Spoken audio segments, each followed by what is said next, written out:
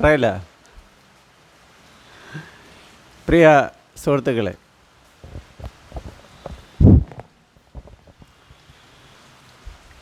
ഇന്നത്തെ ചർച്ചാ വിഷയം പഞ്ചായത്തുകൾ കൈവിട്ട പഞ്ചായത്ത് രാജ് എന്നതാണ്.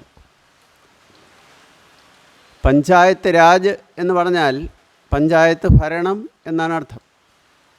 ഈ പഞ്ചായത്ത് ഭരണം അല്ലെങ്കിൽ ഗ്രാമങ്ങളുടെ സ്വയംഭരണം എന്ന് പറയുന്ന പരിപാടി നൂറ്റാണ്ടുകൾക്ക് മുൻപേ തുടങ്ങിയതാണ്. ഋഗ്വേദത്തിലും അതിനെക്കുറിച്ച് പരാമർശമുണ്ട്. സഭകൾ, സമിതികൾ എന്നൊക്കെയുള്ള പേരിലായിരുന്നു അതിനെക്കുറിച്ചുള്ള പരാമർശം ഋഗ്വേദത്തിൽ കാണുന്നു.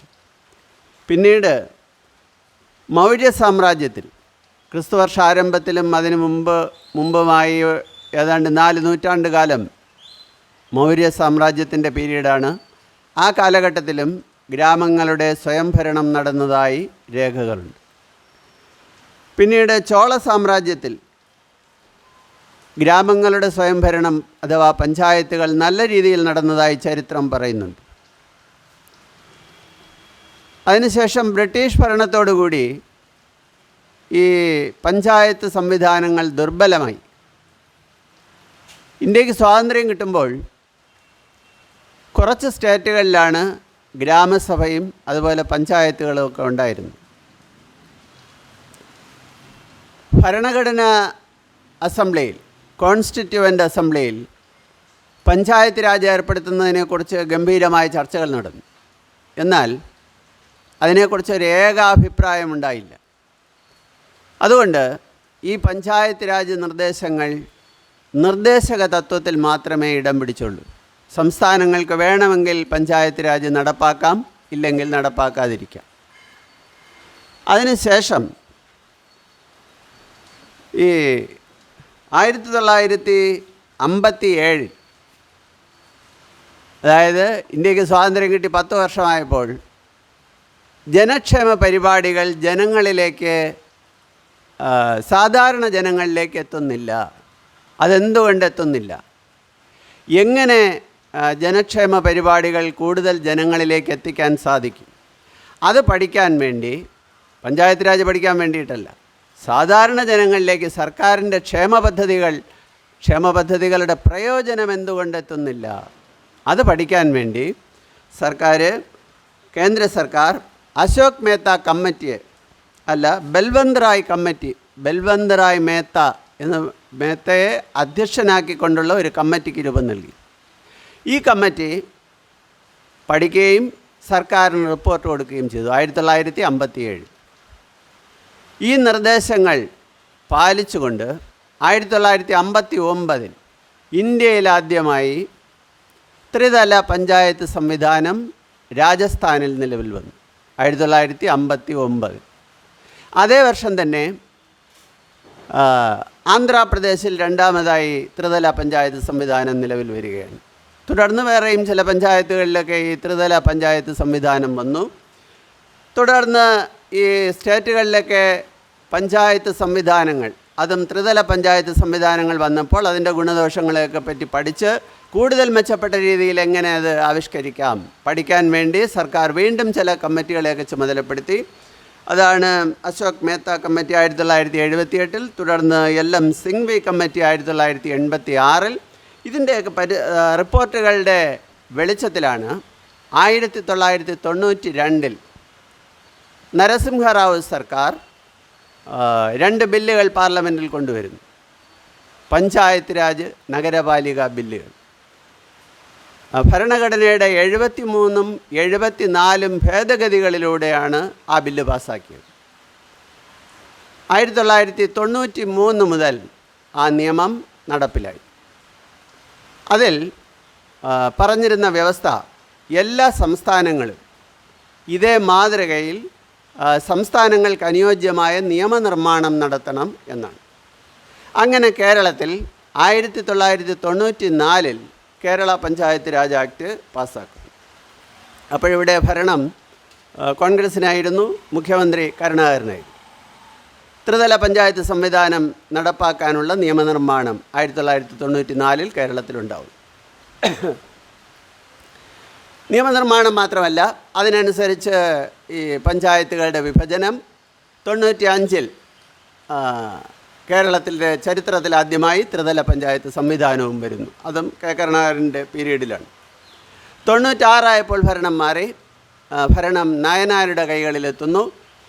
നായനാരാണ് ഇതിന് ജനകീയാസൂത്രണമെന്ന പേരിൽ ഇതിനൊരു വമ്പിച്ച പ്രചരണം കൊടുക്കുകയും ഒരു ബഹുജന പരിപാടിയാക്കി മാറ്റുകയും ചെയ്തയാൾ നായനാരാണ്. അദ്ദേഹം കൊടുത്ത പേര് ജനകീയ ആസൂത്രണമെന്നാണ്. പേരിൽ തന്നെ ഒരു ആസൂത്രണം കിടപ്പുണ്ട്. അതായത് പഞ്ചായത്തുകൾക്ക് സ്വന്തമായൊരു പ്ലാനിംഗ് ബോർഡ് ഉണ്ടാവുന്നത് 96-ലാണ്. അതിനു മുൻപ് സംസ്ഥാനം നിശ്ചയിക്കും പഞ്ചായത്തുകൾ എന്തൊക്കെ നടപ്പാക്കണമെന്ന്, സംസ്ഥാനം ആസൂത്രണം ചെയ്യും. എന്നാൽ 96-ഓടുകൂടി അതാത് പഞ്ചായത്തുകൾ തന്നെ ആ പഞ്ചായത്തിലേക്ക് വേണ്ടുന്ന വികസന പ്രവർത്തനങ്ങൾ എന്ത് എന്ന് ആസൂത്രണം ചെയ്യാനും നടപ്പിലാക്കാനും തുടങ്ങി. ഈ ജനകീയ ആസൂത്രണം വന്നതോടുകൂടി ജനകീയ ആസൂത്രണത്തിന് വമ്പിച്ച പബ്ലിസിറ്റി കിട്ടി.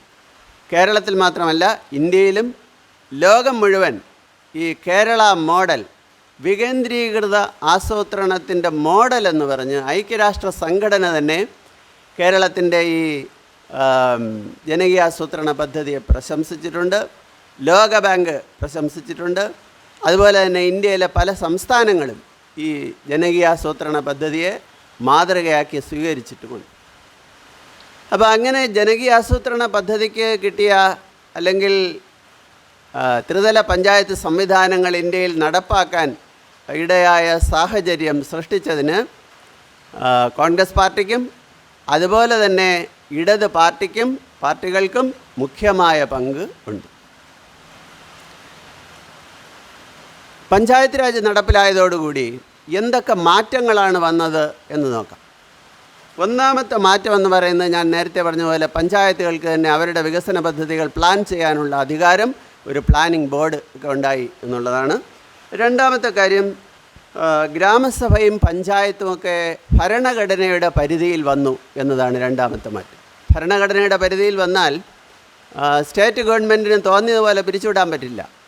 അതുപോലെ തന്നെ പഞ്ചായത്തുകളുടെ തെരഞ്ഞെടുപ്പ് അനിശ്ചിതമായി നീട്ടിക്കൊണ്ടുപോകാൻ പറ്റില്ല. ഇതെല്ലാം നേരത്തെ ഇവിടെ നടന്നിരുന്നു തോന്നിയതുപോലെ. അതെല്ലാം പിന്നീട് നിയമാനുസൃതമേ നടക്കൂ എന്നുള്ള ഒരു സ്ഥിതി വന്നു. അതുപോലെ തന്നെ പഞ്ചായത്തുകൾക്ക് ഒരു തെരഞ്ഞെടുപ്പ് കമ്മീഷൻ ഉണ്ടാവുന്നതും ഈ പഞ്ചായത്ത് രാജ് ആക്റ്റോടുകൂടിയാണ്. വേറൊരു പ്രത്യേകത പങ്കാളിത്ത ജനാധിപത്യം എന്നുള്ളതാണ്. ജനാധിപത്യം രണ്ട് തരത്തിലുണ്ട്. ഒന്ന് പ്രാതിനിധ്യ ജനാധിപത്യം, അതായത് നമ്മളെ ഭരിക്കാൻ വേണ്ടി കുറേ പ്രതിനിധികളെ തിരഞ്ഞെടുത്തയക്കുന്നു. അവരവിടെ ചെന്നിരുന്ന് നമുക്ക് വേണ്ടി ഭരണം നടത്തുന്നു. അതാണ് നിയമസഭകളിലും പാർലമെൻറ്റിലും ഒക്കെ നമ്മൾ കാണുന്നത്. എന്നാൽ പഞ്ചായത്തിലും നമ്മളങ്ങനെ ജനപ്രതിനിധികളെ തിരഞ്ഞെടുക്കുന്നു എങ്കിലും തീരുമാനങ്ങൾ പ്രധാനമായും എടുക്കുന്നത് ജനങ്ങൾ ഡയറക്റ്റായിട്ടാണ്, ഗ്രാമസഭകളിലൂടെ. അപ്പോൾ അങ്ങനെ ഡയറക്റ്റ് ജനാധിപത്യം നടപ്പാവുന്ന ഒരു രീതി പഞ്ചായത്തിൽ വന്നു എന്നുള്ളതാണ് പഞ്ചായത്ത് രാജ് സംവിധാനത്തോടുകൂടി വന്ന പ്രധാനപ്പെട്ട മറ്റൊരു മാറ്റം. പിന്നൊന്ന്, SC/ST വിഭാഗങ്ങൾക്ക് സംവരണം വന്നു, വനിതകൾക്ക് സംവരണം വന്നു. സംസ്ഥാന ബജറ്റിൻ്റെ 35 മുതൽ 40% വരെ ഫണ്ട് പഞ്ചായത്തുകൾക്ക് കിട്ടി. ആശുപത്രി, സ്കൂള്, അംഗൻവാടി, അതുപോലെയുള്ള സ്ഥാപനങ്ങൾ, കൃഷിഭവൻ, ഇതൊക്കെ ത്രിതല പഞ്ചായത്തുകളുടെ പരിധിയിൽ വന്നു എന്നുള്ളതും ഈ പഞ്ചായത്ത് രാജോടുകൂടി വന്ന മാറ്റങ്ങളാണ്. ഇനി ഇന്നത്തെ ഈ ടൈറ്റിലിലേക്കൊന്ന് ശ്രദ്ധിക്കാം. ഞാൻ കൊടുത്ത ടൈറ്റിൽ പഞ്ചായത്തുകൾ കൈവിട്ട പഞ്ചായത്ത് രാജ് എന്നാണ്. യഥാർത്ഥത്തിൽ പഞ്ചായത്ത് രാജിൻ്റെ ഘടന വച്ച് നോക്കുകയാണെങ്കിൽ ഈ ടൈറ്റിൽ തെറ്റാണ്. കാരണം പഞ്ചായത്ത് രാജ് സംവിധാനം അനുസരിച്ചാണ് നമുക്ക് 3 പഞ്ചായത്തുകൾ ഉണ്ടായിരിക്കുന്നത്. അതുപോലെ പഞ്ചായത്തുകളിൽ കൃത്യമായി തെരഞ്ഞെടുപ്പുകൾ നടക്കുന്നു, അധികാരികൾ വരുന്നു, ഗ്രാമസഭയുണ്ട്, വികസന സെമിനാറുണ്ട്, വർക്കിംഗ് ഗ്രൂപ്പുകളുണ്ട്. ഇതെല്ലാം പഞ്ചായത്ത് രാജ് ആക്ട് അനുസരിച്ച് നടന്നു പോരുകയാണ്. അപ്പോൾ പിന്നെ ഞാൻ പഞ്ചായത്തുകൾ കൈവിട്ട പഞ്ചായത്ത് രാജ് എന്ന് പറയുമ്പോൾ ഘടനാപരമായി അത് തെറ്റാണ്. എന്നാൽ ഈ നിയമനിർമ്മാണത്തിൻ്റെ ആന്തരിക സത്ത വച്ച് നോക്കുമ്പോൾ ടൈറ്റിൽ ശരിയാണ്. അപ്പോൾ ഒരു കാര്യത്തിൽ ഒരു വീക്ഷണകോണിൽ കൂടി നോക്കുമ്പോൾ ടൈറ്റിൽ തെറ്റുമാണ്. വേറൊരു വീക്ഷണകോണിൽ കൂടി നോക്കുമ്പോൾ അതിൻ്റെ ആന്തരിക സത്ത എങ്ങനെ, അതിൻ്റെ ആ നിയമനിർമ്മാണത്തിൻ്റെ പ്രയോജനം എങ്ങനെ എന്ന് നോക്കുമ്പോൾ ടൈറ്റിൽ 100% ശരിയാണ് എന്ന് പറയേണ്ടി വരും. അതെങ്ങനെ എന്നുള്ളതാണ് ഞാൻ ഇനി വിശദീകരിക്കാമെന്ന് വിചാരിക്കുന്നു. ഒന്നാമത്തെ കാര്യം, ആസൂത്രണ സമിതി. പഞ്ചായത്തുകളിൽ ആസൂത്രണ സമിതി അല്ലെങ്കിൽ പ്ലാനിംഗ് ബോർഡ് നിലവിൽ വന്നു 1996 എന്ന് നേരത്തെ പറഞ്ഞു. ഈ പ്ലാനിംഗ് ബോർഡിൽ ആരെല്ലാം? പഞ്ചായത്ത് പ്രസിഡൻ്റാണ് അതിൻ്റെ അധ്യക്ഷൻ, വൈസ് പ്രസിഡൻറ്റ് അതിലൊരംഗമാണ്, 4 സ്റ്റാൻഡിംഗ് കമ്മിറ്റി മെമ്പർമാർ അംഗമാണ്. അങ്ങനെ 4 2 6 പേരായി പഞ്ചായത്തിൻ്റെ പ്രതിനിധികളായി. പിന്നെ ഒരു 6 പേര് കൂടി മിനിമം വരണം. മിനിമം 12 നിയമം പറയുന്നത്. 12 പിന്നെ വേണമെങ്കിൽ 1 2 കൂടി പഞ്ചായത്തിൻ്റെ ഇഷ്ടമനുസരിച്ചാവാം എന്ന് നിയമത്തിൽ പറയുന്നുണ്ട്. അപ്പോൾ 6 പേര് ജനപ്രതിനിധികളായിട്ടിരിക്കുന്ന സഭയിൽ ബാക്കി 6 പേരാര്? ജനങ്ങളാണ്. ജനങ്ങളെന്ന് പറയുമ്പോൾ വ്യത്യസ്ത മേഖലകളിൽ വൈദഗ്ധ്യം തെളിയിച്ചിട്ടുള്ള ആളുകൾ, വിവിധ മേഖലകളിൽ കഴിവ് തെളിയിച്ചിട്ടുള്ള ആളുകൾ. അങ്ങനെ നല്ല തലച്ചോറുകൾ ഈ ആസൂത്രണ സമിതിയിൽ വരണം എന്ന് ഭരണകർത്താക്കൾ നിശ്ചയിച്ചിരുന്നു, അല്ലെങ്കിൽ ദീർഘവീക്ഷണം ചെയ്തിരുന്നു. ജനപ്രതിനിധികൾ മാത്രം വന്നാൽ പോരാ. അതുകൊണ്ടാണ് അങ്ങനെ നിയമത്തിൽ എഴുതി വച്ചത്. എന്നാൽ ഇന്ന് സംഭവിക്കുന്നത് എന്താണ്? ഏതാണ്ട് എല്ലാ പഞ്ചായത്തുകളിലും ഈ 12 സ്ഥാനങ്ങളും അല്ലെങ്കിൽ 12 13 അംഗങ്ങളുടെ സ്ഥാനത്ത് 13 രാഷ്ട്രീയ കക്ഷികളുടെ പ്രതിനിധികൾ തന്നെ കടന്നു വരുന്നു എന്നുള്ളതാണ് ഇതിൻ്റെ ഒരു ദുരന്തം. സാധാരണ ജനങ്ങൾ മിക്കവാറും ആ മേഖലയിൽ അല്ലെങ്കിൽ ആസൂത്രണ സമിതിയിൽ വരുന്നില്ല. ആസൂത്രണ സമിതിയിൽ പേരിന് 1 2 പേരെയൊക്കെ എടുക്കുകയും ചെയ്യും. വെള്ളനാട് പഞ്ചായത്തിൻ്റെ സ്ഥിതി വെച്ച് നോക്കുകയാണെങ്കിൽ വെള്ളനാട് പഞ്ചായത്തിൽ ഒരാളെ അങ്ങനെ എടുത്തിട്ടുണ്ട്, ബാക്കിയെല്ലാം രാഷ്ട്രീയ പ്രതിനിധികളാണ്. ഈ ആസൂത്രണ സമിതിയുടെ ജോലി എന്താണ്? ജോലി എന്ന് പറയുമ്പോൾ ഒന്ന്, പഞ്ചവത്സര പദ്ധതികൾ ആസൂത്രണം ചെയ്യുക, പഞ്ചായത്തിൻ്റെ വാർഷിക പദ്ധതികൾ ആസൂത്രണം ചെയ്യുക, പിന്നെ പദ്ധതികളുടെ ഗുണമേന്മ ഉറപ്പാക്കുക. അത് ആസൂത്രണ സമിതിയുടെ പണിയാണ്. അതുപോലെ തന്നെ സംയോജന സാധ്യതകൾ പരമാവധി കണ്ടെത്തുക. സംയോജന സാധ്യത എന്ന് പറഞ്ഞാൽ പഞ്ചായത്തിലൊരു പദ്ധതി ആവിഷ്കരിക്കുമ്പോൾ അത് എങ്ങനെ സംസ്ഥാന പദ്ധതിയുമായും കേന്ദ്രാവിഷ്കൃത പദ്ധതികളുമായും കൂട്ടിയോജിപ്പിക്കാം എന്നവർ പ്ലാൻ ചെയ്യണം. അതുപോലെ തന്നെ ദേശീയ തൊഴിലുറപ്പ് പദ്ധതിയുണ്ട്, ശുചിത്വ മിഷനുണ്ട്, അതുപോലെയൊക്കെയുള്ള പദ്ധതികൾ ബ്ലോക്ക് പഞ്ചായത്തുണ്ട്, ജില്ലാ പഞ്ചായത്തുണ്ട്. അവരുടെയൊക്കെ പദ്ധതികളുമായും അല്ലെങ്കിൽ MLA ഫണ്ട്, MP ഫണ്ട്, അതുപോലെ തന്നെ കോർപ്പറേറ്റുകളുടെ ഒരു ഇതുണ്ടല്ലോ CSR ഫണ്ട്, ഇങ്ങനെ വ്യത്യസ്ത മേഖലകളിലുള്ള ഫണ്ടുമായും പദ്ധതികളുമായും ഇതെങ്ങനെ കൂട്ടിയോജിപ്പിക്കാം ഈ പഞ്ചായത്തിൻ്റെ പദ്ധതികളെ എന്ന് പ്ലാൻ ചെയ്യണം. അതിൻ്റെ പദ്ധതികളുടെ ഗുണമേന്മ ഉറപ്പാക്കണം. ദീർഘവീക്ഷണത്തോടു കൂടിയുള്ള പദ്ധതികൾ പ്ലാൻ ചെയ്യണം. അതിനു വേണ്ടിയിട്ടാണ് പഞ്ചായത്തുകളിൽ ആസൂത്രണ സമിതി നിശ്ചയിച്ചിട്ടുള്ളത്.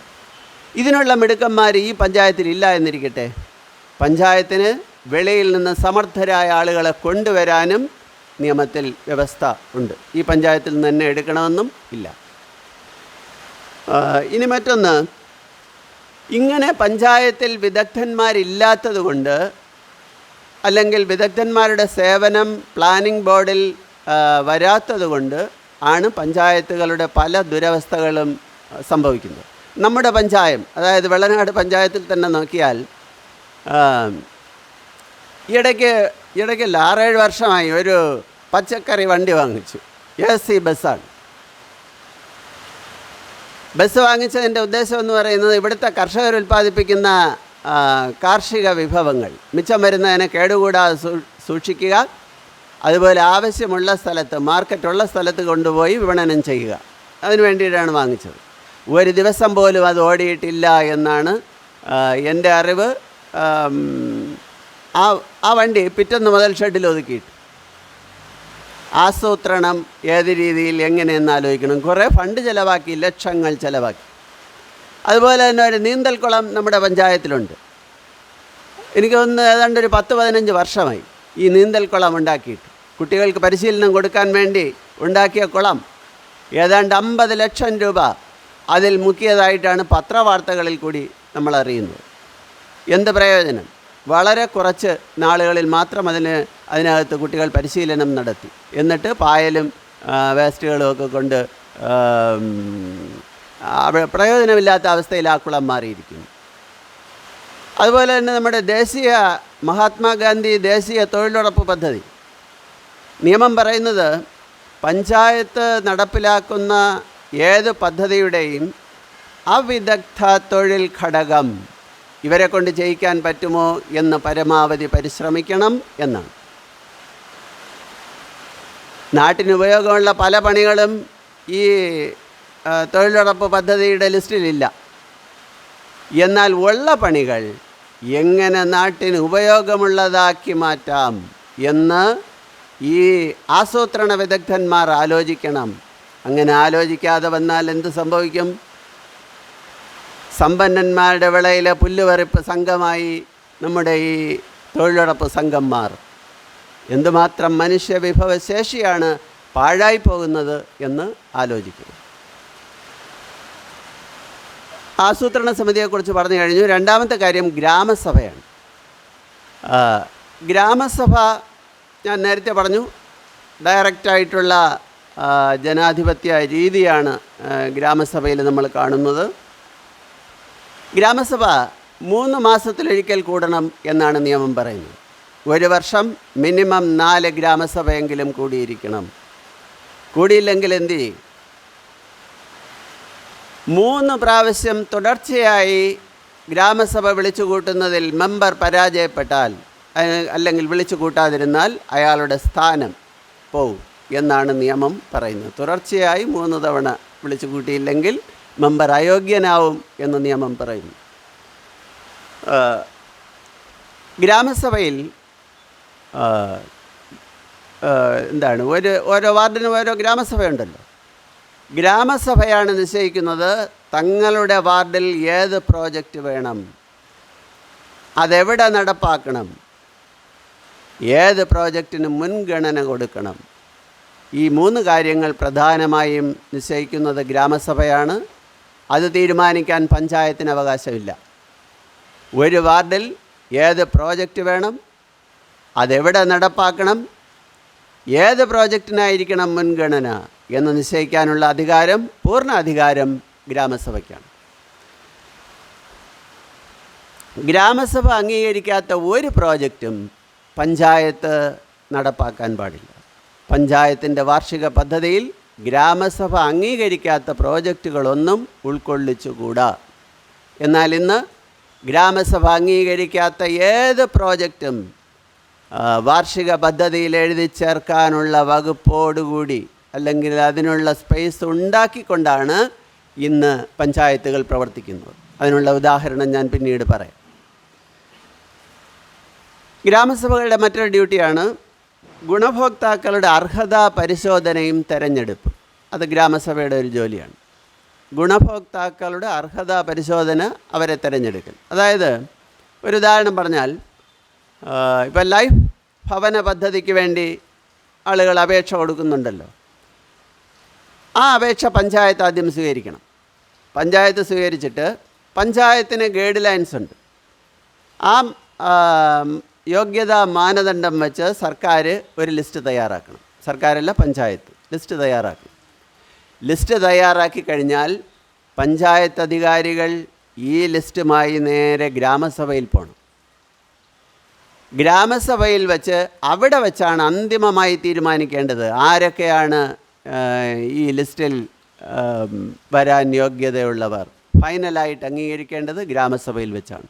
പക്ഷേ ഇന്ന് ആ രീതിയിൽ നടക്കുന്നില്ല. വ്യക്തിഗത ഗുണഭോക്താക്കളെയെല്ലാം ഏത് പദ്ധതി അനുസരിച്ചും തീരുമാനിക്കേണ്ടത് ഗ്രാമസഭയിലാണ് എന്നാണ് നിയമം പറയുന്നത്. വേറൊന്ന്, ഈ ഗ്രാമസഭയിൽ നിന്നും തിരഞ്ഞെടുക്കപ്പെടേണ്ട ചില ജനകീയ സമിതികളുണ്ട്. ഇന്ന് എനിക്ക് തോന്നുന്ന ഇവിടെ ഇരിക്കുന്ന ആർക്കും അറിഞ്ഞുകൂടായിരിക്കും. രാമേന്ദ്ര സാറിനൊക്കെ അറിയാമായിരിക്കും, സാറിനും അറിയാമായിരിക്കും. നേരത്തെ പണ്ട് 1996, 2001 സിസ്റ്റമാറ്റിക്കായിട്ട് ഗ്രാമസഭകൾ നടന്നിട്ടുള്ളത്. അപ്പോൾ അക്കാലത്തൊക്കെ കേട്ടുള്ള പരിചയമായിരിക്കും. ആ പേരുകൾ ഞാൻ വായിക്കാം. ഗ്രാമസഭയിൽ നിന്നും തിരഞ്ഞെടുക്കപ്പെടേണ്ട ജനകീയ സമിതികളാണ്. ഒന്ന്, വാർഡ് വികസന സമിതി. രാമേന്ദ്ര സാർ കേട്ടിട്ടുണ്ടോ? കേട്ടിട്ടുണ്ട്. സാറോ? പരിചയമില്ല. വാർഡ് വികസന സമിതി ഗ്രാമസഭയിൽ നിന്നും തിരഞ്ഞെടുക്കപ്പെടേണ്ട ജനകീയ സമിതിയാണ്. അതിൻ്റെ ചെയർമാൻ എന്ന് പറയുന്നത് വാർഡ് മെമ്പറാണ്. അതിൻ്റെ കൺവീനർ എന്ന് പറയുന്നത് പഞ്ചായത്തിലെ ഏതെങ്കിലും ഒരു ഉദ്യോഗസ്ഥനായിരിക്കും. ബാക്കി ആ വാർഡിലെ ജനങ്ങളാണ്. രണ്ടാമത്തെ സമിതി എന്ന് പറയുന്നത് സോഷ്യൽ ഓഡിറ്റ് ടീം. ഗ്രാമസഭയിൽ നിന്നും തിരഞ്ഞെടുക്കപ്പെടേണ്ട വേറൊരു സമിതിയാണ് സോഷ്യൽ ഓഡിറ്റ് ടീം. മൂന്നാമത്തേത് പ്രാദേശിക മോണിറ്ററിംഗ് ഗ്രൂപ്പ്. ഈ 3 സമിതിയുടെയും ചുമതലകൾ പറയാം. ആദ്യത്തേത് വാർഡ് വികസന സമിതി. വാർഡ് വികസന സമിതിയുടെ ഡ്യൂട്ടി എന്ന് പറയുന്നത് നാടിൻ്റെ എന്ന് പറയുമ്പോൾ ആ വാർഡിൻ്റെയാണ്. വാർഡിൻ്റെ വികസന ആവശ്യങ്ങൾ എന്തെല്ലാം എന്ന് കണ്ടെത്തുക. അതാണ് വാർഡ് വികസന സമിതിയുടെ ഒരു ജോലി. രണ്ടാമത്തെ ജോലി എന്ന് പറയുന്നത് ഡാറ്റ ശേഖരണമാണ്. സാമൂഹ്യമായും സാമ്പത്തികമായും ആ വാർഡിൻ്റെ അവസ്ഥ എങ്ങനെ, അതിനുള്ള ഡാറ്റ അവർ ശേഖരിക്കണം. അത് രണ്ടാമത്തെ ഡ്യൂട്ടി. മൂന്നാമത്തേത് ആ വാർഡിന് വേണ്ടിയുള്ള പദ്ധതികൾ തയ്യാറാക്കുക. നാലാമത്തേത് ഈ റിപ്പോർട്ട് ഗ്രാമസഭയ്ക്ക് സമർപ്പിക്കുക. ഈ പറഞ്ഞ ജോലി ചെയ്യാൻ വേണ്ടിയിട്ടാണ് വാർഡ് വികസന സമിതി രൂപീകരിക്കണം എന്ന് നിയമം പറയുന്നത്. ഞാൻ നേരത്തെ പറഞ്ഞു, ഘടനാപരമായി നോക്കുമ്പോൾ ഈ പഞ്ചായത്തുകൾ കൈവിട്ട പഞ്ചായത്ത് രാജ് എന്ന ടൈറ്റിൽ ശരിയല്ല എന്ന് ഞാൻ നേരത്തെ പറഞ്ഞു. പക്ഷേ ഈ ഘടനകൾ നമ്മുടെ പഞ്ചായത്ത് അധികാരികൾ ഒഴിവാക്കിയിരിക്കുന്നു. ആ ഒരു സമിതി രൂപീകരിച്ചിട്ടില്ല. രണ്ടാമത് പറഞ്ഞ സമിതി സോഷ്യൽ ഓഡിറ്റ് ടീം, അതിന് രൂപീകരിക്കേണ്ടതാണ്, രൂപീകരിക്കുന്നില്ല. പല പഞ്ചായത്തുകളിലും, എല്ലാം എന്ന് ഞാൻ പറയുന്നില്ല, ഭൂരിപക്ഷം പഞ്ചായത്തുകളിലും ഇതൊന്നും രൂപീകരിക്കുന്നില്ല. രണ്ടാമത്തെ സമിതി, ഗ്രാമസഭയിൽ നിന്നും തിരഞ്ഞെടുക്കേണ്ട രണ്ടാമത്തെ സമിതിയാണ് സോഷ്യൽ ഓഡിറ്റ് ടീം. സോഷ്യൽ ഓഡിറ്റിൻ്റെ പരിപാടി എന്ന് പറയുന്നത് ഗ്രാമസഭയിൽ അവതരിപ്പിക്കുന്ന ഏത് കണക്കും ഓഡിറ്റ് ചെയ്യുക എന്നുള്ളതാണ്. ഗ്രാമസഭയിൽ പഞ്ചായത്തിൻ്റെ എല്ലാ കണക്കുകളും, അതായത് പഞ്ചായത്ത് ഡെപ്യൂട്ടി ഡയറക്ടറേറ്റിൽ ജനറൽ ഓഡിറ്റും ടെക്നിക്കൽ ഓഡിറ്റും ഉണ്ട്. ഈ 2 തരം ഓഡിറ്റും പഞ്ചായത്തുകളിൽ ചെയ്യണം. പഞ്ചായത്തിൽ ഈ ഓഡിറ്റ് നടത്തിയിട്ട് അതിൻ്റെ റിപ്പോർട്ട് എല്ലാ ഗ്രാമസഭയിലും പഞ്ചായത്ത് വയ്ക്കുകയും വേണം. വെച്ചാൽ മാത്രം പോരാ, അതിൻ്റെ അടിസ്ഥാനത്തിൽ ചർച്ചയും നടക്കണം. അപ്പോൾ സോഷ്യൽ ഓഡിറ്റിന് വേണ്ടിയുള്ള ഒരു ടീമിനെ ഗ്രാമസഭയിൽ നിന്നും തിരഞ്ഞെടുക്കണം. ഓരോ ഗ്രാമസഭയിൽ നിന്നും അവർ പഞ്ചായത്തിൽ സമർപ്പിക്കുന്ന എല്ലാ കണക്കുകളും പരിശോധിക്കുകയും ചെയ്യേണ്ടതുണ്ട്. മറ്റൊന്ന് പ്രാദേശിക മോണിറ്ററിംഗ് ഗ്രൂപ്പാണ്.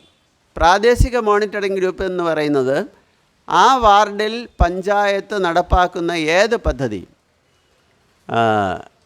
പദ്ധതിയും മോണിറ്റർ ചെയ്യുക. അതിൻ്റെ തുടക്കത്തിലും അതിൻ്റെ പ്രവർത്തന പുരോഗതിയിലും അതിൻ്റെ സമാപനത്തിലും ഇവർ നിരീക്ഷണം നടത്തണം. വർക്ക് പ്ലാനിനും എസ്റ്റിമേറ്റിനും അനുസരിച്ചാണോ ഇവിടെ കാര്യങ്ങൾ നടക്കുന്നത് എന്നവർ വിലയിരുത്തണം. ഇവർക്ക് വർക്കിൻ്റെ എസ്റ്റിമേറ്റ്, പ്ലാൻ, കരാർ വ്യവസ്ഥകൾ ഇതെല്ലാം കൊടുക്കണം. ഇതൊന്നും പഞ്ചായത്ത് രഹസ്യമാക്കി വയ്ക്കുന്ന പരിപാടി നടക്കില്ല. ഈ സമിതി രൂപീകരിച്ചാൽ ഈ പറഞ്ഞ സംഗതികൾ, ഓരോ വർക്കിൻ്റെയും എസ്റ്റിമേറ്റും പ്ലാനും കരാർ വ്യവസ്ഥകളും ഒക്കെ രഹസ്യമാക്കി വയ്പ്പ് നടക്കില്ല. ഇവർക്ക് കൊടുക്കേണ്ടി വരും. എന്തെങ്കിലും കരാർ വ്യവസ്ഥകൾ ലംഘിച്ചിട്ടുണ്ടെങ്കിൽ പിടിവീഴും. അതുകൊണ്ട് തന്ത്രപൂർവ്വം പല പഞ്ചായത്തുകളും ഈ പറഞ്ഞ സമിതികൾ രൂപീകരിക്കുന്നില്ല. ഇനി ഈ ഗ്രാമസഭയിലേക്ക് അംഗങ്ങൾ ക്ഷണിക്കുന്നത് ഏത് തരത്തിലായിരിക്കണം എന്ന് നിയമം പറയുന്നു. വ്യാപകമായ പ്രചാരണം കൊടുക്കണം. അതിന് മൈക്ക് അനൗൺസ്മെൻറ്റ് വേണമെങ്കിൽ അങ്ങനെ, പോസ്റ്റർ പ്രചാരണം വേണമെങ്കിൽ അങ്ങനെ, സോഷ്യൽ മീഡിയ വഴിയുള്ള പ്രചരണമാണെങ്കിൽ അങ്ങനെ. ഇനി ഓരോ വീട്ടിലും നോട്ടീസ് കൊടുക്കണം. മിനിമം 7 ദിവസത്തിന് മുൻപ് എന്നാണ് നിയമത്തിലുള്ളത്. ഓരോ വീട്ടിലും നോട്ടീസ് കൊടുക്കണം. പലപ്പോഴും ഇതിന് പഞ്ചായത്ത് മെമ്പർമാർ പറയുന്ന മറുപടി ജോലി ഭാരമാണ്, വലിയ പാടാണ്, എല്ലാ വീട്ടിലും ഇങ്ങനെ വളരെ നേരത്തെ അല്ലെങ്കിൽ ഓരോരുത്തരെയും കണ്ടു കൊടുക്കുക എന്നൊക്കെ പറഞ്ഞാൽ അതിന് പഞ്ചായത്ത് മെമ്പറിന് സഹായമാണ് ഈ വാർഡ് വികസന സമിതി ഉണ്ടെങ്കിൽ. അത് മനഃപൂർവ്വം അധികാരികൾ ഒഴിവാക്കിയിരിക്കുന്നു എന്നുള്ളതാണ് അതിൻ്റെ തടസ്സം. പിന്നൊന്ന്, ജനങ്ങളുടെ അഭിപ്രായം കൂടി മാനിച്ചുള്ള അജണ്ട വെച്ച് വേണം ചർച്ച നടത്താൻ. ഗ്രാമസഭയിൽ ചർച്ചകൾ നടക്കണം. ചർച്ച അജണ്ട മുൻകൂട്ടി നിശ്ചയിക്കണം. ഭരണപരമായ കാര്യങ്ങൾ, നിയമാനുസൃതമായിട്ടുള്ള അജണ്ടകൾ നേരത്തെ തന്നെ പ്രിൻ്റ് ചെയ്ത് വച്ചിരിക്കും. അജണ്ട ആദ്യം നിശ്ചയിക്കുന്ന ആൾ സെക്രട്ടറിയാണ്. അത് പ്രസിഡൻറ്റിൻ്റെ അനുവാദത്തോടു കൂടിയാണ് പിന്നീട് അത് പബ്ലിഷ് ചെയ്യുന്നത്. ഈ അജണ്ടയിൽ പിന്നീട് ഗ്രാമസഭ കൂടിയ അംഗങ്ങളുടെ ഇഷ്ടമനുസരിച്ച് പ്രധാന അജണ്ടയിൽ യാതൊരു മാറ്റവും വരുത്താൻ പറ്റില്ല. അജണ്ടയിൽ കൂട്ടിച്ചേർത്ത് ആ വിഷയങ്ങളും ചർച്ച ചെയ്യാം. ജനങ്ങളുടെ അഭിപ്രായം മാനിച്ചുകൊണ്ട് കൂടുതൽ വിഷയങ്ങൾ കൂട്ടിച്ചേർത്ത് ആ വിഷയവും ചർച്ച ചെയ്യാം എന്ന് നിയമം പറയുന്നു.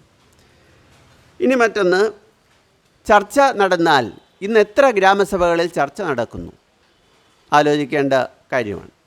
ഞാൻ പങ്കെടുത്തിട്ടുള്ള ഗ്രാമസഭകളിൽ നടക്കുന്നത് പ്രസംഗങ്ങളാണ്. അധ്യക്ഷ പ്രസംഗം, സ്വാഗത പ്രസംഗം, ഉദ്ഘാടന പ്രസംഗം, ആശംസാ പ്രസംഗം. നിയമം പറയുന്നത് ഉദ്ഘാടനം, ആശംസ ഈ പരിപാടികളൊന്നും പാടില്ല എന്ന് നിയമത്തിൽ വ്യക്തമായി പറയുന്നുണ്ട്. ഗ്രാമസഭായോഗത്തിൽ ഉദ്ഘാടനമോ ആശംസയോ പാടില്ല.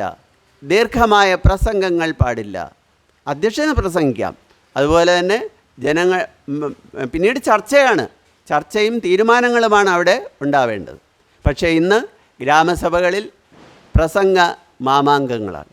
അങ്ങനെ സമയം കൊല്ലുകയും ജനങ്ങളുടെ ചർച്ച വളരെ പരിമിതമായ തോതിൽ ഒതുക്കുകയും ചെയ്യും. ചർച്ച എന്ന് പറയുമ്പോൾ ചർച്ചയും തീരുമാനമില്ല. ഞാൻ പങ്കെടുക്കുന്ന പല ഗ്രാമസഭകളിലും കണ്ടിട്ടുള്ളത് അവിടെ പ്രസംഗം കഴിഞ്ഞാൽ സംഭവിക്കുന്നത് ജനങ്ങളുടെ പരാതികൾ, ജനങ്ങളുടെ നിർദ്ദേശങ്ങൾ, ജനങ്ങൾ മെനക്കെട്ട് നിർദ്ദേശം പറയും. ഈ നിർദ്ദേശങ്ങളെല്ലാം പേപ്പറിൽ എഴുതിയെടുക്കും, വെള്ള പേപ്പറിൽ. അങ്ങനെ വെള്ള പേപ്പറിലെഴുത്ത് നിയമലംഘനമാണ്. പറയുന്ന അഭിപ്രായങ്ങൾ അപ്പോൾ തന്നെ മിനിറ്റ്സിൽ രേഖപ്പെടുത്തണം എന്നാണ് നിയമം പറയുന്നത്. മിനിറ്റ്സിൽ രേഖപ്പെടുത്തി കഴിഞ്ഞാൽ യോഗ അവസാനം വായിക്കണം. ഈ യോഗത്തിൻ്റെ തീരുമാനങ്ങൾ ഇന്നതൊക്കെയാണെന്ന് വായിക്കണം. വായിച്ചു കഴിഞ്ഞാൽ പഞ്ചായത്ത് അധികൃതർ അതിന് തൊട്ട് താഴെ ഒപ്പുവയ്ക്കണം. അതിന് താഴെ യോഗത്തിൽ പങ്കെടുത്ത കുറഞ്ഞത് 15 പേരെങ്കിലും ഒപ്പിടണം എന്നാണ്. അപ്പോൾ മിനിറ്റ്സിൽ യാതൊരു തിരിമറിയും നടക്കാനുള്ള സാധ്യത ഇല്ല. അങ്ങനെ പഴുതടച്ചുള്ള നിയമവ്യവസ്ഥകളുള്ളപ്പോഴാണ് ഗ്രാമസഭകൾ ചടങ്ങിന് പ്രഹസനമായി കേരളത്തിലുടനീളം വ്യാപകമായി ഇന്ന് നടന്നുകൊണ്ടിരിക്കുന്നത്. ഈ വെള്ള പേപ്പറിലെ എഴുത്തിന് പിന്നീട് എന്ത് സംഭവിക്കും എന്നുള്ളത് ആർക്കും ഒരു പിടിയില്ല. ഒരു ഗ്രാമസഭാ യോഗത്തിലെടുത്ത തീരുമാനത്തിൻ്റെ തുടർ നടപടി എന്ത് എന്ന് അടുത്ത മീറ്റിങ്ങിൽ അധികൃതർ വ്യക്തമാക്കണം. കഴിഞ്ഞ മീറ്റിങ്ങിലെടുത്ത തീരുമാനത്തിൽ എന്ത് നടപടിയെടുത്തു അത് തൊട്ടടുത്ത മീറ്റിങ്ങിൽ പറയണം അധികൃതർ എന്ന് നിയമത്തിലുണ്ട്. അതുപോലെ തന്നെ ഏതെങ്കിലും ഒരു തീരുമാനം നടപ്പാക്കിയില്ലെങ്കിൽ എന്തുകൊണ്ട് നടപ്പാക്കിയില്ല അതിന് ഉത്തരം പഞ്ചായത്ത് അധികൃതർ പറയണം. ഇതൊക്കെ ഏതെങ്കിലും ഗ്രാമസഭകളിൽ ഇന്ന് നടക്കുന്നുണ്ടോ ആലോചിക്കും. ഇനി മറ്റൊന്ന്, നടപ്പാക്കേണ്ട പദ്ധതികളുടെ മുൻഗണന അതും തീരുമാനിക്കേണ്ടത് ഗ്രാമസഭയാണ്. അതായത് ഇപ്പോൾ പഞ്ചായത്തിൽ വാർഡിൽ വന്നുകൂടിയ ജനങ്ങളൊരു 10 റോഡ് നിർമ്മാണത്തിൻ്റെ കാര്യം പറഞ്ഞു വന്നിരിക്കട്ടെ. ഇതത്രയും അവർ രേഖപ്പെടുത്തി. ഫണ്ട് വളരെ കുറച്ചേ ഉള്ളൂ, അല്ലെങ്കിൽ ഒരു റോഡ് ചെയ്യാനേ പൈസയുള്ളൂ. ഏത് റോഡ് പഞ്ചായത്ത് ചെയ്യും? വാർഡ് മെമ്പർക്ക് തോന്നിയ റോഡ്, അല്ലെങ്കിൽ വാർഡ് മെമ്പറിൻ്റെ വീട്ടിൻ്റെ അടുത്തൂടെയുള്ള റോഡ് ചെയ്യും. അങ്ങനെ വരാതിരിക്കാൻ വേണ്ടിയിട്ടാണ് പദ്ധതികളുടെ മുൻഗണന ഗ്രാമസഭ നിശ്ചയിക്കണം എന്ന് പറയുന്നു. അപ്പോൾ അവിടെ വന്നുകൂടിയ ജനങ്ങളുടെ ഭൂരിപക്ഷ ഇഷ്ടമനുസരിച്ച് പ്രവർത്തനം നടക്കും. അതിനുവേണ്ടി വച്ചിരിക്കുന്ന ഒരു വ്യവസ്ഥയാണ്. പിന്നൊന്ന്, ഗ്രാമസഭായോഗത്തിൽ ചർച്ച ചെയ്യാൻ പോകുന്ന പ്രധാന രേഖകൾ 7 ദിവസം മുൻപ് ജനങ്ങളുടെ കയ്യിലെത്തിക്കണം എന്നാണ് വേറൊരു വ്യവസ്ഥ. എവിടെയെങ്കിലും നടപ്പുള്ളതോ കേട്ടുകേൾവിയുള്ളതോ ആണോ? നിയമത്തിൽ എഴുതി വച്ചിട്ടുണ്ട്. ഗ്രാമസഭ ചർച്ച ചെയ്യാൻ പോകുന്ന പ്രധാന രേഖ മിനിമം 7 ദിവസം മുൻപ് ജനങ്ങളുടെ കൈകളിലെത്തിക്കണം എന്ന് പറഞ്ഞാൽ പഞ്ചായത്തിൻ്റെ വരവ് ചെലവ് കണക്കുകൾ, റിപ്പോർട്ടുകൾ, അതുപോലെ തന്നെ ഓഡിറ്റ് റിപ്പോർട്ടുകൾ, ഇതെല്ലാം മിനിമം 7 ദിവസം മുൻപ് ജനങ്ങളുടെ കൈകളിലെത്തിക്കണം. ഇന്ന് സംഭവിക്കുന്നത് എന്താണ്? നമ്മളവിടെ മീറ്റിങ്ങിന് ചെല്ലുമ്പോൾ രജിസ്റ്റർ ചെയ്യുന്ന സമയത്ത് അറ്റൻഡൻസ് ഹാജർ രേഖപ്പെടുത്തുന്ന സമയത്ത് തരും. അതല്ല എന്നുണ്ടെങ്കിൽ യോഗം തുടങ്ങി അരമണിക്കൂർ കഴിയുമ്പോൾ, ഉദ്ഘാടനമൊക്കെ കഴിയുമ്പോൾ, കാരണം ഇതിലെ കാര്യങ്ങൾ നമ്മൾ വായിച്ച് നോക്കരുത് എന്നുള്ളൊരു ഹിഡൻ അജണ്ട അധികാരികൾക്കുണ്ട്. അങ്ങനെയാണ് പലപ്പോഴും രേഖകൾ നമ്മുടെ കൈകളിലെത്തുന്നത്. അത് നിയമവിരുദ്ധമാണ്. ഇനി വർക്കിംഗ് ഗ്രൂപ്പിനെ കുറിച്ചാണ് അടുത്ത് പറയേണ്ടത്. വെള്ളനാട് പഞ്ചായത്തിലെ ഒരു വർക്കിംഗ് ഗ്രൂപ്പിൻ്റെ വൈസ് ചെയർമാനാണ് നിർഭാഗ്യവാനായ ഞാൻ. അപ്പോൾ വൈസ് ചെയർമാനായി എന്നെ തിരഞ്ഞെടുത്തപ്പോൾ ഞാൻ വിചാരിച്ചു എന്തെങ്കിലും ഒക്കെ കാര്യങ്ങൾ ചെയ്യാൻ പറ്റുമായിരിക്കും, അല്ലെങ്കിൽ എന്തെങ്കിലും ചെറിയ രീതിയിലെങ്കിലുമൊക്കെ ഇടപെടാൻ പറ്റുമായിരിക്കുമെന്ന് വിചാരിച്ചു. ഒരു കാര്യവും ചെയ്യാൻ സമ്മതിക്കുകയില്ല, ഒരു കാര്യവുമില്ല എന്നുള്ള രീതി ആണ് അധികാരികളുടെ മനസ്സിലെന്ന് പിന്നീട് മനസ്സിലായി. അപ്പോൾ വർക്കിംഗ് ഗ്രൂപ്പിനെ കുറിച്ചാണ് അടുത്ത്. 13 വർക്കിംഗ് ഗ്രൂപ്പുകൾ ഒരു പഞ്ചായത്തിൽ രൂപീകരിക്കണം. അത് നിയമമാണ്. കൃഷി, ആരോഗ്യം, വിദ്യാഭ്യാസം, പൊതുമരാമത്ത്, ശുചിത്വം, ഇങ്ങനെയൊക്കെ പറഞ്ഞുകൊണ്ടൊരു 13 ഗ്രൂപ്പുണ്ട്. ഈ ഗ്രൂപ്പിൻ്റെ ഉദ്ദേശങ്ങൾ: 1, ഗ്രാമസഭാ വികസന സെമിനാർ, ഇവിടെയൊക്കെ നടക്കുന്ന ചർച്ചകൾക്ക് അക്കാഡമിക് സഹായവും നേതൃത്വവും നൽകുക. അതായത് കൃഷി ഗ്രൂപ്പിൽ വന്നിരിക്കുന്ന വർക്കിംഗ് ഗ്രൂപ്പിലെ അംഗങ്ങൾ നാട്ടിലെ കൃഷിയെക്കുറിച്ച്, കൃഷിയുടെ അവസ്ഥയെക്കുറിച്ച് പഠിക്കണം. കർഷകരനുഭവിക്കുന്ന പ്രശ്നങ്ങൾ എന്തെല്ലാമെന്ന് പഠിക്കണം. അങ്ങനെ പഠിച്ചെങ്കിൽ മാത്രമേ ആ ഗ്രാമസഭയിലവർക്ക് കൃഷിയെക്കുറിച്ചുള്ള കാര്യങ്ങൾ സംസാരിക്കാൻ, ആ ചർച്ചകൾക്ക് അക്കാഡമിക് സഹായവും നേതൃത്വവും നൽകാൻ കഴിയും.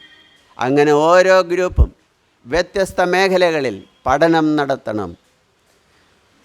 മറ്റൊന്ന്, അവസ്ഥാരേഖ തയ്യാറാക്കണം. സ്റ്റാറ്റസ് റിപ്പോർട്ട് ഈ വർക്കിംഗ് ഗ്രൂപ്പ് തയ്യാറാക്കേണ്ട വർക്കിംഗ് ഗ്രൂപ്പിൻ്റെ ജോലിയാണ്. സ്റ്റാറ്റസ് റിപ്പോർട്ട് എന്ന് പറഞ്ഞാൽ ഇപ്പോൾ എന്താണ്, ആരോഗ്യത്തിൻ്റെ മേഖലയിൽ ഉള്ള വർക്കിംഗ് ഗ്രൂപ്പുകാരാണെങ്കിൽ ആ വാർഡിലെ ജനങ്ങൾക്കുള്ള ആരോഗ്യ പ്രശ്നങ്ങൾ എന്തെല്ലാം, നിലവിൽ അവർക്ക് എന്തൊക്കെ ആരോഗ്യ പ്രശ്നങ്ങളുണ്ട്, അല്ലെങ്കിൽ എന്തുമാത്രം ആരോഗ്യം ജനങ്ങൾക്കുണ്ട് എന്നുള്ളതിനെക്കുറിച്ച് പഠനം നടത്തണവർ. പഠനം നടത്തിയിട്ട് അതിൻ്റെ ഒരു റിപ്പോർട്ട് തയ്യാറാക്കണം. അതിനെയാണ് സ്റ്റാറ്റസ് റിപ്പോർട്ട് എന്ന് പറയുന്നത്.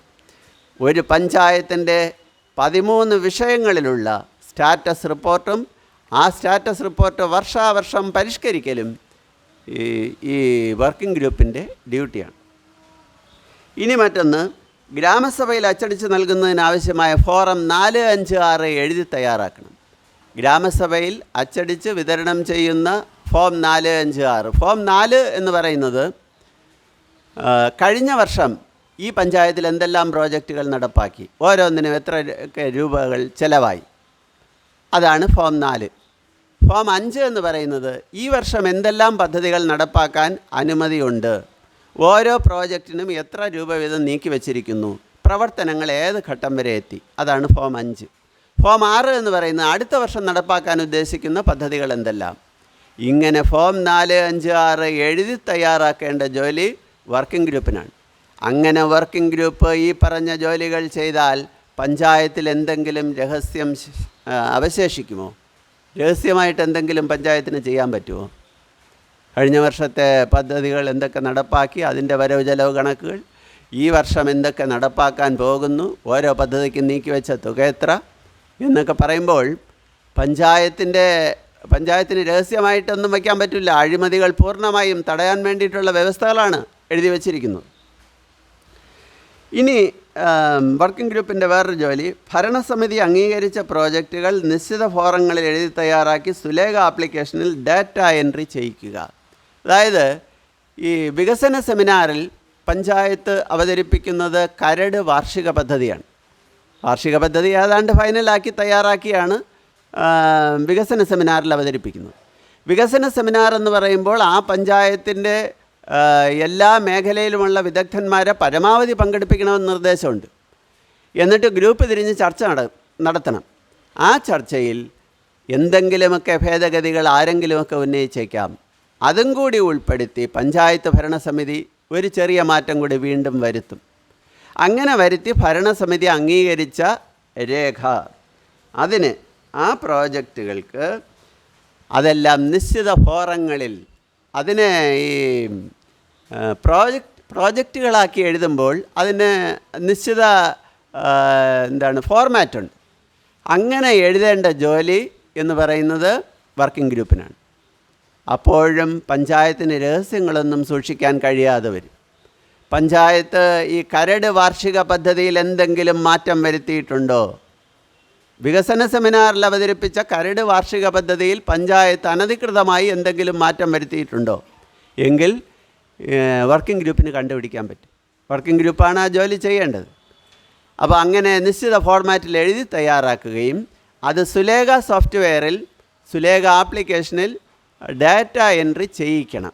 ഡാറ്റ എൻട്രി ചെയ്യേണ്ട ആൾ ഓരോ വർക്കിംഗ് ഗ്രൂപ്പിൻ്റെയും കൺവീനർമാരാണ്. കൺവീനർമാരെന്ന് പറയുന്ന ഉദ്യോഗസ്ഥന്മാരാണ്. കൃഷി വകുപ്പിലാണെങ്കിൽ കൃഷി ഓഫീസറാണ് അത് ചെയ്യേണ്ടത്. പക്ഷേ കൃഷി ഓഫീസറുടെ കയ്യിൽ ഇത് പ്രോജക്റ്റാക്കി സമർപ്പിക്കേണ്ട ജോലി കൃഷി വകുപ്പിലെ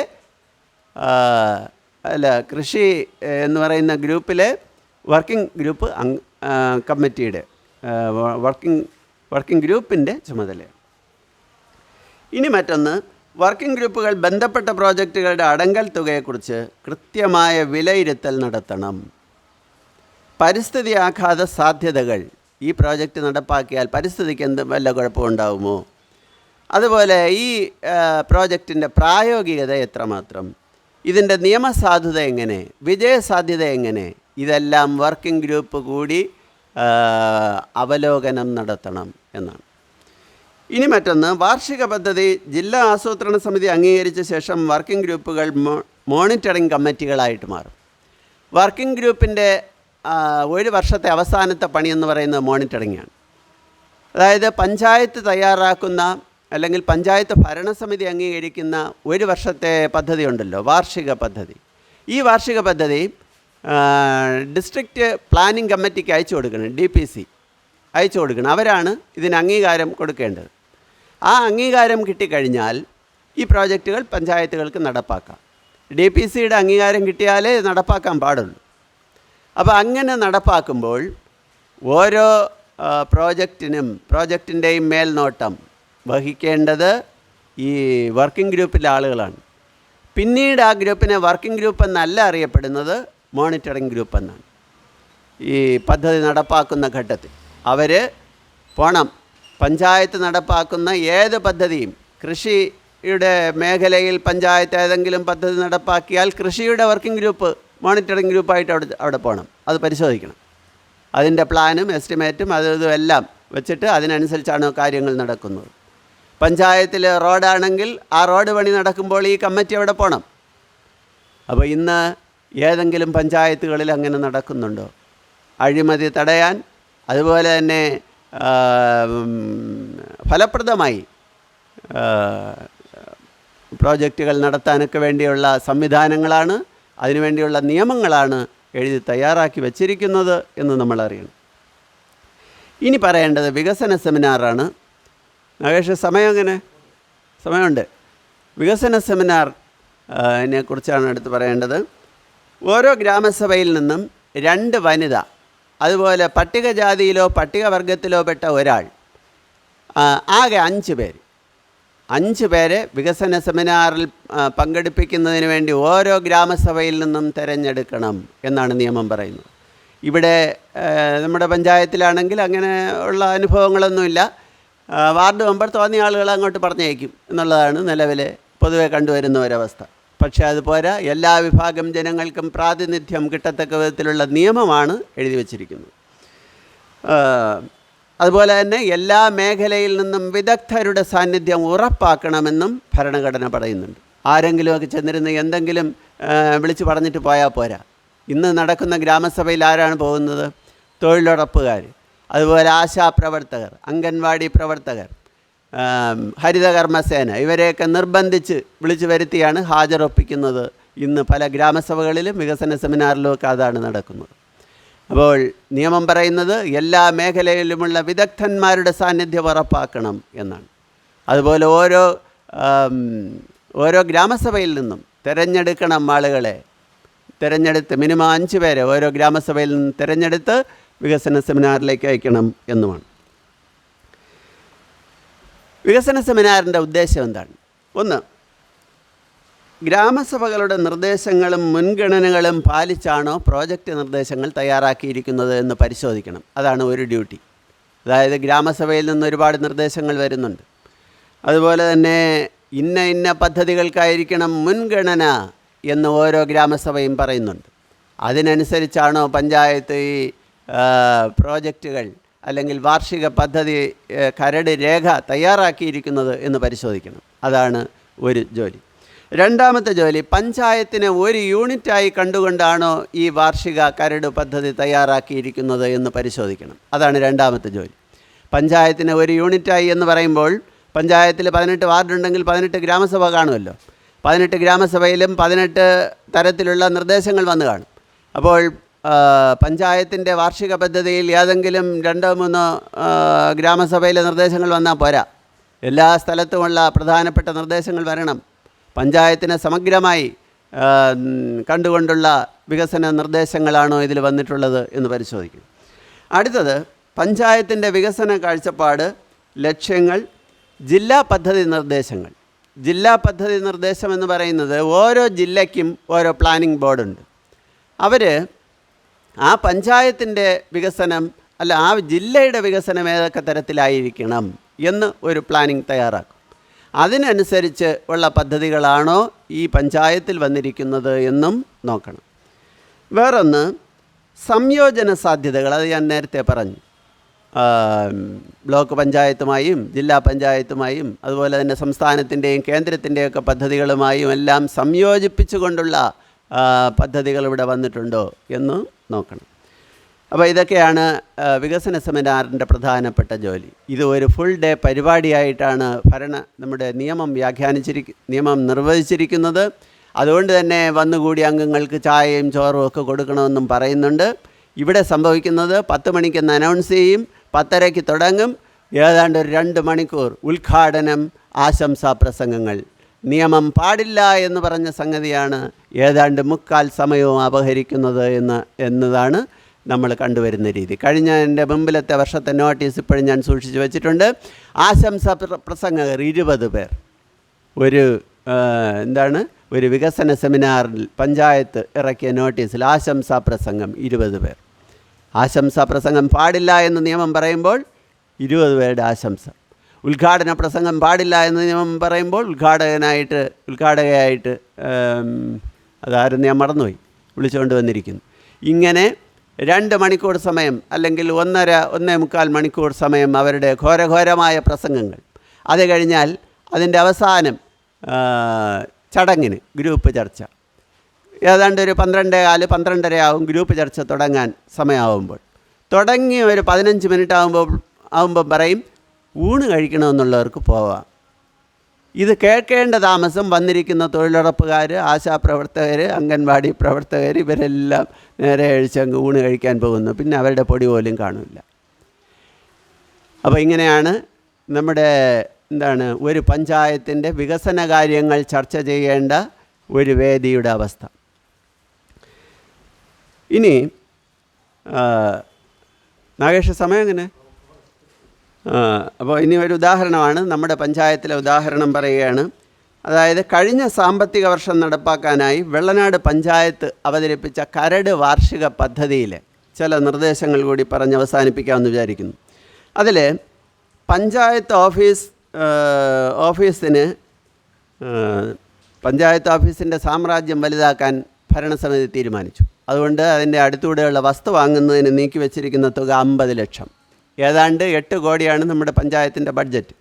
അതിൽ 50 ലക്ഷം രൂപ പഞ്ചായത്ത് ഓഫീസിൻ്റെ വിപുലീകരണത്തിന് അതിനടുത്തുകൂടിയുള്ള വസ്തു വാങ്ങാൻ നീക്കി വച്ചിരിക്കുകയാണ്. പഞ്ചായത്തിന് പുതിയ വാഹനം വാങ്ങാൻ 13 ലക്ഷം രൂപ നീക്കി വച്ചിട്ടുണ്ട്. പിന്നൊന്ന്,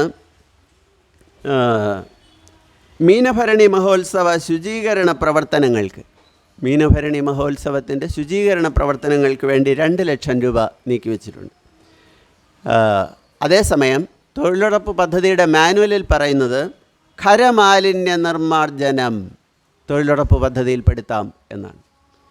പ്ലാസ്റ്റിക് വേസ്റ്റുകൾ ശേഖരിക്കൽ തൊഴിലുറപ്പ് പദ്ധതിയിൽപ്പെടുത്താം എന്നാണ് തൊഴിലുറപ്പ് മാനുവലിൽ പറഞ്ഞിരിക്കുന്നത്.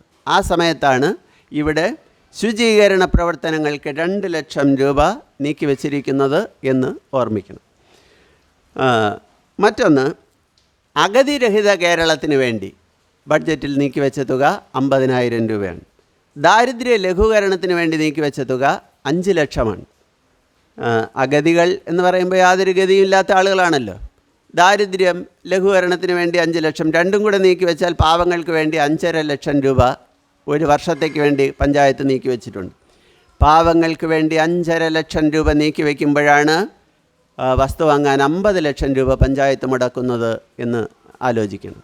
അതുപോലെ വണ്ടി വാങ്ങിക്കാൻ 13 ലക്ഷം രൂപ, പുതിയ വാഹനത്തിലെ പുതിയ ഭരണസമിതി സഞ്ചരിക്കൂ എന്നുള്ള വാശി പഞ്ചായത്ത് അധികാരികൾക്ക്.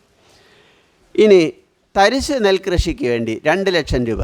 ഈ പഞ്ചായത്ത് എന്ത് നെൽകൃഷിയാണ് ഈ പഞ്ചായത്തിൽ ചെയ്തതെന്ന് ആലോചിക്കണം. യാതൊരു വകയും ചെയ്യാത്ത ഒരു പരിപാടിക്ക് വേണ്ടിയിട്ടാണ് തരിശ് നെൽകൃഷി എന്ന് പറഞ്ഞൊരു ഐറ്റം എഴുതി ചേർത്ത് 2 ലക്ഷം രൂപ വകയിരുത്തിയിരിക്കുന്നത്. ഇനി പദ്ധതി രൂപീകരണ നിർവഹണ ചെലവ് 6 ലക്ഷം രൂപ. നിർവഹണ ചെലവിന് വേണ്ടി ഈ പദ്ധതി വികസന സെമിനാറും ഇതൊക്കെ നടത്തണം. അതുപോലെ തന്നെ ഭാരവാഹികൾക്ക് വണ്ടി പിടിച്ച് അവിടെ എവിടെയൊക്കെ പോകണം. ഇങ്ങനെയൊക്കെ ചിലവായി പോകുന്ന കണക്കുകളുണ്ടല്ലോ. അതിനുവേണ്ടി 6 ലക്ഷം രൂപ. അപ്പോൾ കറക്റ്റായ രീതിയിലുള്ള, നേരത്തെ പറഞ്ഞ രീതിയിലുള്ള പരിശോധനാ സംവിധാനങ്ങൾ ഉണ്ടായിരുന്നുവെങ്കിൽ ഇത്തരത്തിലുള്ള ഒരു ബഡ്ജറ്റ് വരുമായിരുന്നു. ജനോപകാരപ്രദമായിട്ടുള്ള ബഡ്ജറ്റുകൾ വരണമെങ്കിലും അഴിമതി തടയണമെങ്കിലും ഞാൻ നേരത്തെ പറഞ്ഞതുപോലെയുള്ള നിരീക്ഷണ സംവിധാനങ്ങൾ, ജനങ്ങളുടെ ഇടയിൽ നിന്ന് രൂപീകരിക്കപ്പെടേണ്ട സമിതികൾ ഫലപ്രദമായി പ്രവർത്തിച്ചെങ്കിലേ നടക്കും. ചുരുക്കത്തിൽ ഈ വെടക്കാക്കി തനിക്കാക്കുക എന്ന് പറയുന്ന ഒരു പ്രയോഗമുണ്ടല്ലോ നമ്മുടെ നാട്ടിൽ. വെടക്കാക്കി തനിക്കാക്കുക. ഇന്ന് രാഷ്ട്രീയ കക്ഷികൾ ചെയ്യുന്നതാണ്. പഞ്ചായത്ത് രാജിനെ വെടക്കാക്കി തനിക്കാക്കിയിരിക്കുന്നു. അപ്പോൾ അത് നമ്മുടെ മുഖ്യ രാഷ്ട്രീയ കക്ഷികളെല്ലാം ഇതിൽ ഒരുപോലെ കുറ്റവാളികളാണ്. ഇന്ന് രാഷ്ട്രീയ അടിസ്ഥാനത്തിൽ ഗ്രാമപഞ്ചായത്ത് തിരഞ്ഞെടുപ്പ് നടക്കുന്നത് ഇന്ത്യയിൽ 5 സംസ്ഥാനങ്ങളിലേ ഉള്ളൂ. 1 കേരളം, 2 പശ്ചിമ ബംഗാൾ, 3 ആസാം, 4 രാജസ്ഥാൻ, 5 ഉത്തരാഖണ്ഡ്.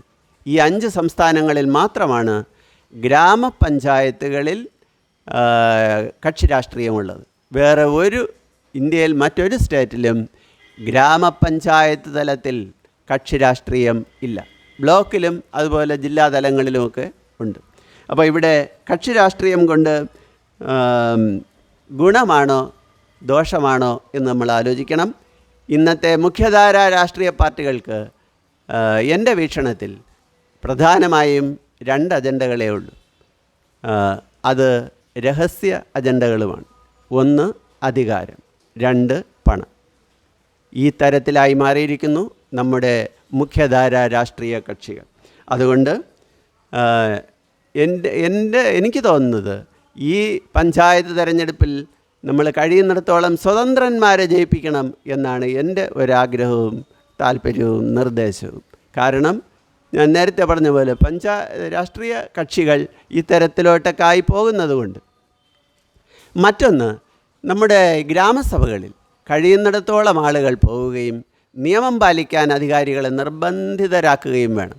ഒരു ഗ്രാമസഭയിൽ ഒരു 5-10 പേര് ഒരുമിച്ച് നിന്നാൽ നിയമം പാലിക്കാൻ അവർ തീർച്ചയായും ബാധ്യസ്ഥരാകും. കാരണം അവർക്ക് വോട്ട് വളരെ വിലപ്പെട്ടതാണല്ലോ.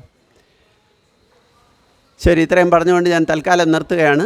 ഇനി അംഗങ്ങളുടെ അഭിപ്രായ പ്രകടനം ചർച്ചയിലേക്ക് പോകാം.